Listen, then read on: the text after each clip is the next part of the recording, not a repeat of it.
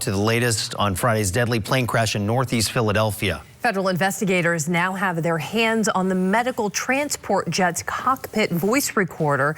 This is a young boy being called a hero for his actions that day, and he's recovering from serious injury. The 69 News reporter Michelle Wolf is live near the crash site. That's at Bustleton and Cotman Avenues with the latest on the investigation. Good evening, Michelle.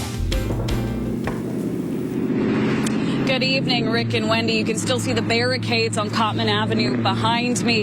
And officials held a news conference this afternoon. They said that 24 people on the ground were injured in the crash on Friday. They were taken to the hospital. All but 4 have since been released. And you can see a memorial has been started for the victims who did not survive Friday's crash. You see the Mexican flag, candles on the ground. I also know that of the 4 patients still in the hospital, 2 are stable, 2 are critical.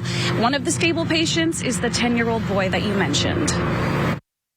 An 8-foot-deep crater in northeast Philadelphia, the result of a medical flight that plunged into the ground less than 60 seconds after takeoff Friday. The area spanning several blocks, contained within police barricades. If you look at the impact and how deep that crater is, it was a very steep angle at which that aircraft came down. The subsequent explosion injured at least 24 and claimed the lives of the plane's 6 passengers, including an 11-year-old girl receiving medical treatment at Shriners Children's Hospital, and her mother, and 1 resident on the ground. The FAA and the NTSB, they're going to look at weather.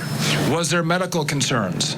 Was there technical or mechanical issues on the airplane? The debris field from the crash and explosion spanned blocks in each direction. U.S. Secretary of Transportation Sean Duffy says the recovered black box contains audio recordings of the jet's flight. And I am grateful to our first responders and law enforcement for doing their part to save lives. I'm grateful to our neighbors here in Northeast Philly for doing their part to save lives.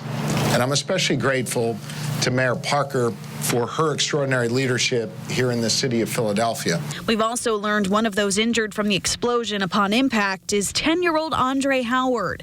The boy saved his sister's life by yelling at her to get down and dove on top of her as debris from the plane hit the family's car. I hear the glass shatter, turn around.